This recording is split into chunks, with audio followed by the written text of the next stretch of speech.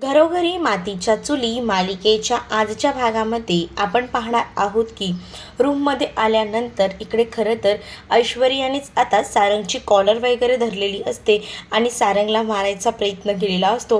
पण आता ऐश्वर्या सारंगला सांगत असते की तू आता बाहेर जायचं आणि बाहेर सगळ्यांना गोळा करायचं आणि सांगायचं की तुझ्यावर हल्ला करायचा प्रयत्न, तुला मारायचा प्रयत्न हा ऋषिकेशने केलेला आहे. असं जेव्हा आता ती म्हणते तेव्हा मात्र आता ऐश्वर्याला सारंग म्हणत असतो की तुम्ही हे सगळं काय बोलताय, तुमचं तुम्हाला तरी कळतंय का? त्यावर आता तुम्हाला कधीच मारलं नव्हतं का ऋषिकेशने, हे मला सांगा.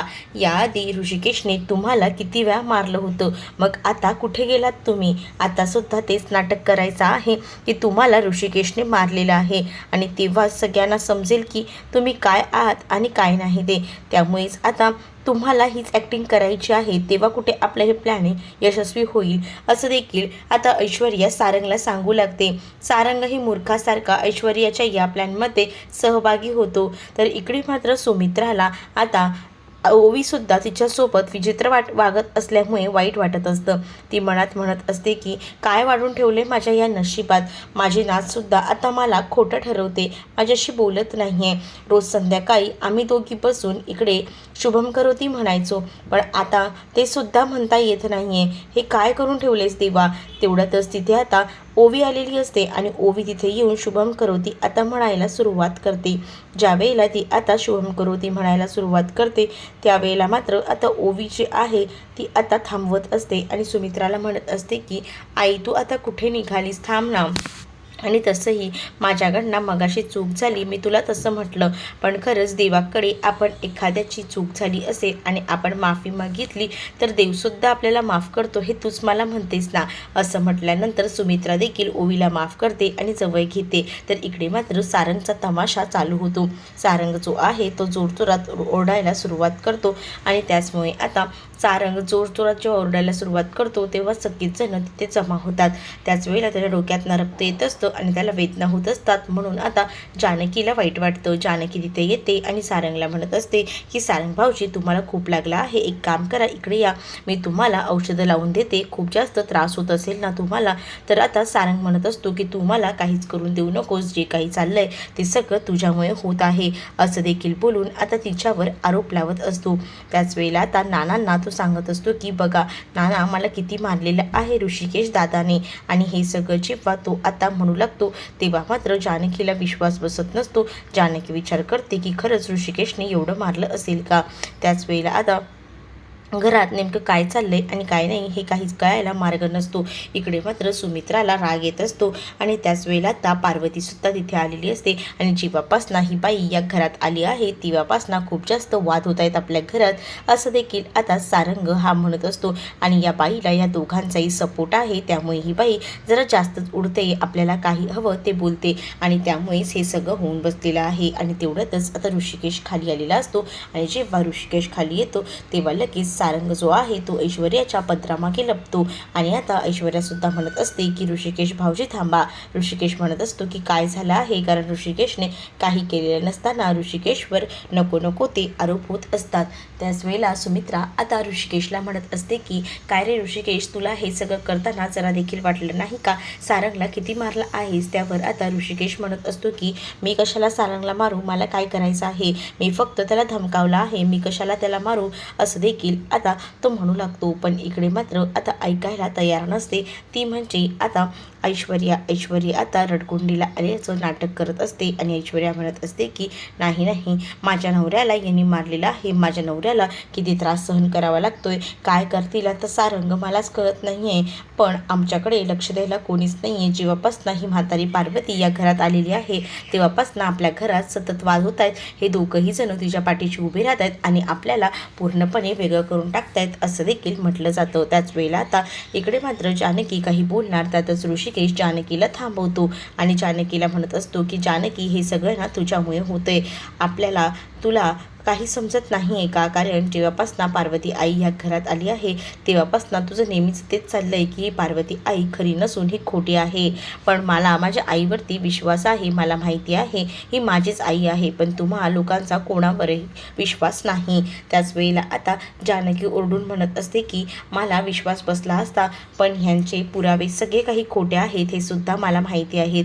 त्यावर जानकीला ऋषिकेश म्हणतो की मी तुला मोठा पुरावा देतो.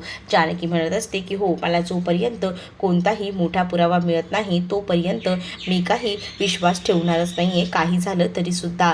त्याच वेळेला आता लगेच ऋषिकेश म्हणत असतो की ठीक आहे, तुला मोठाच पुरावा हवा आहे ना, मी तुला मोठा पुरावा द्यायला तयार आहे. त्याच वेळेला आता लगेच इकडे उभी असलेली पार्वती म्हणत असते की कसला पुरावा ऋषिकेश, तू हे सगळं काय बोलतोयस? त्यावर आता जानकीच्या समोरच आणि त्याबरोबर ऐश्वर्या तिथेच असताना ऋषिकेश म्हणत असतो की आपण DNA टेस्ट करायची. DNA टेस्ट केल्यानंतर सगळे रिपोर्ट समोर येतीलच, तेव्हा खरा सत्याचा उलगडा होईल. इकडे मात्र आता ऐश्वर्याचे धाबे दणाणलेले असतात. तिला कळत नसतं DNA टेस्ट केली तर आपला खेळ संपला. त्यामुळे ती सारंगला म्हणत असते. पार्वती आता विचारते की ही DNA टेस्ट म्हणजे नेमकं काय आहे? त्याच वेळेला आता पार्वतीला हे सगळं काही केल्यानंतर इंजेक्शन वगैरे आपल्याला काही देतील का असा प्रश्न देखील ती विचारू लागते.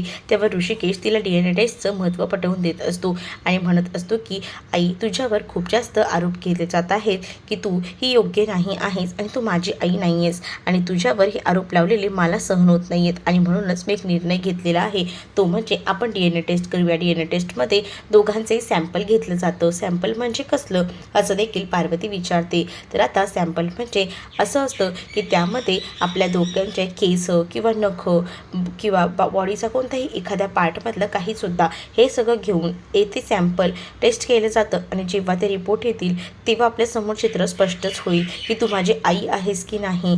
तर आता हे सगळं करायची खरंच गरज आहे का असा प्रश्न देखील आता ती करू लागते, कारण ती आता मनातून खूप जास्त घाबरलेली असते. तिला माहिती असतं की आता ही जर टेस्ट केली तर आपलं काही खरं नाही आणि म्हणूनच ती आता म्हणू लागते की ऋषिकेश, आपण ही टेस्ट करायला नको ना. परंतु आता ऋषिकेश म्हणत असतो की आई नाही, मला वाटतं ही टेस्ट आपण करून घेऊया, जेणेकरून तुझ्यावरचे जे काही आरोप लागत आहेत ते तरी पुसून जातील. मला असं वाटतं की जे काही चाललेलं आहे ते चुकीचं चाललेलं आहे. तुझ्यावर अन्याय होतोय आणि तुझ्यावर झालेला अन्याय मला सहन होत नाही आणि त्याचसाठी मी निर्णय घेतलेला आहे की आपण DNA टेस्ट करायची, असं देखील आता पार्वतीला तो म्हणत असतो. त्यावर इकडे मात्र आता जी ऐश्वर्या असते ती खूप जास्त घाबरलेली असते. तिला त्या प्रसंगात काय करावं आणि काय नाही हे काहीच कळत नाही. ती बिचारी विचार करते की आता आपण अडकलो, आपण या सगळ्यातून बाहेर यायचं असेल तर काहीतरी करावं लागेल असाच ती आता विचार करत असते. आणि त्याच वेळेला आता डोक्यामध्ये विचार सुरू असतात आणि इकडे आता पुढे आपल्याला पाहायला मिळतं की जो ऋषिकेश असतो तो पार्वतीला सगळ्या गोष्टींचं महत्त्व समजावून सांगतो, पण आता पार्वती खूप जास्त घाबरलेली असते, कारण तिला माहिती असतं जर आपण ही टेस्ट केली तर सगळा खेळ संपला आणि आता या घरात आपण कसं सगळ्याला सामोरं जाणार आहोत. त्यामुळे आता ऐश्वर्याच्या डोक्यातसुद्धा आता बऱ्याच कल्पना सुचत असतात, पण आता जेवढं काही तिने जिंकून आणलेलं असतं ते आता ऋषिकेश अक्षरशः संपवायला निघालेला असतो. पूर्ण प्लॅन तिचा फ्लॉप करायला निघालेला असतो आणि त्यामुळे आता खूप जास्त टेन्शन जे आहे ते आता ऐश्वर्याला आलेलं असतं, त्याचसोबत पार्वतीला, कारण पार्वतीला स्वतः आता त्या ऋषिकेशसोबत ती टेस्ट करण्यासाठी जायचं आहे आणि त्यामुळे आता ती विचार करू लागते की जर आपण या सगळ्यामध्ये अडकलो तर खूप मोठ्या अडचणीत सापडणार आहोत. तर त्याच वेळा ती आता विचार करू लागते. इकडे मात्र आता जो काही डाव असतो जानकीचा तो तर साध्य झालेला असतो म्हणून जानकी खुश असते. इकडे रूममध्ये आता सारंग, ऐश्वर्या आणि पार्वती असतात. पार्वती म्हणत असते, बघितलं ना, आता कर्माने मेलो. इतके दिवस मी म्हणत होते हे नाटक थांबवा, पण नाही, पण आता हे नाटक तुम्हाला थांबावंच लागणार आहे, कारण अगदी सगळंच काही गयाशी आलेलं आहे. तर सारंग तिला समजवायचा प्रयत्न करत असतो, पण सारंगला सुद्धा आता पार्वती खूप काही सुनावते आणि म्हणत असते की या सगळ्याचा काहीच उपयोग नाही, कारण तुम्हाला माहिती आहे का की जे काही होतंय ना ते सगळं तुझ्यामुळे होते, तुला काय कळणार आहे रे, आणि तसंही तू बायकोचं ऐकल्याशिवाय तुला दुसरं काय येतं, असं बोलून ती सारंगचा अपमान करू लागते. त्यावर ऐश्वर्या आता पार्वतीला शांत करत असते आणि म्हणत असते की ओ, माझ्या नवऱ्याला काही काय बोलताय. त्यावर आता पार्वती म्हणत असते की काय राहिलं आहे आता मला तेच सांग.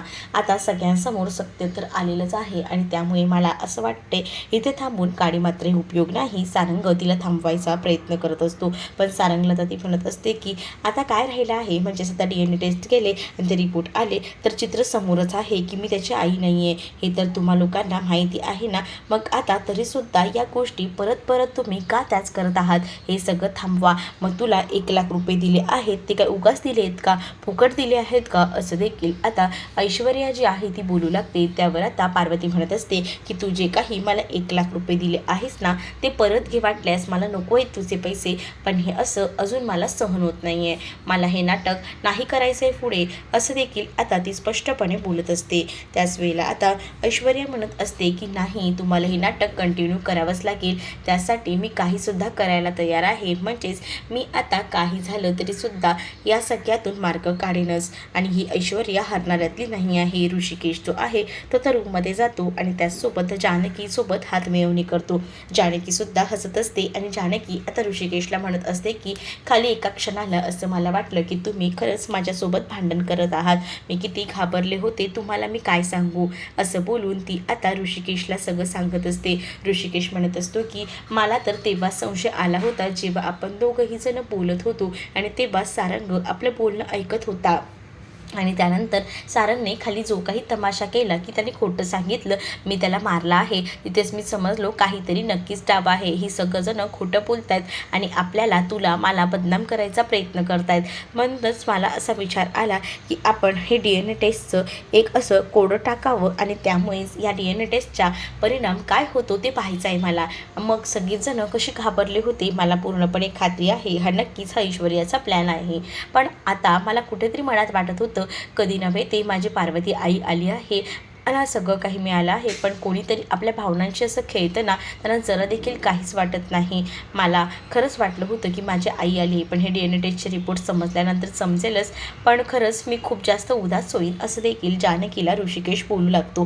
तेवढ्यातच ऋषिकेशचा फोन वाजतो आणि ऋषिकेश फोनवर बोलण्यासाठी लगेचच जानकीचा निरोप घेऊन तिकडनं निघून जातो. तर जानकीला सुद्धा ऋषिकेशचं आता जे काही दुःख असतं ते समजत असतं, कारण ती सुद्धा त्या दुःखातून लहानपणापासून गेलेली असते. ती सुद्धा म्हणत असते की आश्रमात मला सुद्धा वाटायचं की कोणीतरी यावं आणि मीच तुझी आई आहे असं म्हणून मला घेऊन जावं, पण हा प्रसंग माझ्या आयुष्यात कधीच आला नाही, असं बोलून जानकी जी आहे ती खूप जास्त रडत असते. त्याच वेळेला इकडे पुढील भागात पाहायला मिळतं सुमित्रा आता ऋषिकेशला म्हणत असते की DNA टेस्टचे रिपोर्ट आल्यावर समोर येईलच की ही पार्वती तुझी आई आहे ते, पण जेव्हा हे सगळं रिपोर्ट समोर येतील तेव्हा तर तू माझ्यापासून लांब जाशील, तू माझा मुलगा नसशील, मग मी त्यावेळेला काय करू, असं देखील ऋषिकेशला ती म्हणत असते. ऋषिकेशला हे सगळं बोलत असताना तिला खूप जास्त दुःख होत असतं. ऋषिकेश आता तिला समजावत असतो आणि म्हणत असतो की आई कोणताही विचार करू नको, सगळं काही नीट होणार आहे आणि असा विचार जर करत राहिलीस तर स्वतःला त्रास होईल. तर आता ऋषिकेशने तर आता सुमित्राला समजवलेलं असतं, तर सुमित्रा मात्र त्या गोष्टीचा विचार करत असते, कारण आज DNA टेस्ट होणार असते. तर पुढे जाऊन आता पाहायला मिळतं जानकी आता सुमित्राचे पाय पकडत असते, म्हणजेच पाय नमस्कार करत असते. त्याच वेळेला आता जी सुमित्रा असते ती जानकीला म्हणत असते की हे सगळं करण्याची काहीच गरज नाही आणि तुला जर हे सगळं करायचंच असेल ना तर तू एक काम कर, आता नाही, जेव्हा रिपोर्ट समोर येतील ना DNA टेस्टचे तेव्हा तर सगळं समोरच असेल, सिद्ध होईल, तेव्हा तू माझ्या पाया पड, तेव्हा मी तुला आशीर्वाद देईन, असं देखील आता जानकीला सुमित्रा सांगू लागते. आणि ह्या सगळ्याचा धक्का इकडे मात्र आता जानकीला बसलेला असतो. तर इकडे पार्वतीला आता DNA टेस्टला जायचं असतं, म्हणून पार्वती घरातून गायब झालेली असते. तर त्याच वेळेला आता इकडे मात्र धावत पळत सारंग रूममध्ये आलेला असतो. इकडे ऐश्वर्या जी आहे ती कॉफी पित असते आणि त्यावेळेला सारंग तिथे येतो आणि सारंग ऐश्वर्याला म्हणत असतो की ऐश्वर्या ती गेली. ऐश्वर्या म्हणत असते की काय लावले सारंग, नीट सांगा ना काय झालं आहे. त्याच वेळेला सारंग ऐश्वर्याला म्हणत असतो की ती पार्वतीबाई होती ती पळून गेली, तर हे पळून गेली हे कळल्यानंतर इकडे मात्र ऐश्वर्याला दरदरून घाम फुटलेला असतो, कारण आता तिला कळत नसतं की पुढचा प्लॅन आपला कसा वर्क होईल, त्यामुळे ती टेन्शनमध्ये येते. आता पुन्हा एकदा ऐश्वर्या त्या पार्वतीला शोधून आणेल का हे पाहणं तितकंच इंटरेस्टिंग असणार आहे. तुम्ही जर आपल्या चॅनलवर नवीन असाल तर आपल्या चॅनलला नक्की सबस्क्राईब करा. चला तर मग भेटूया पुढच्या भागामध्ये, तोपर्यंत टाटा बाय.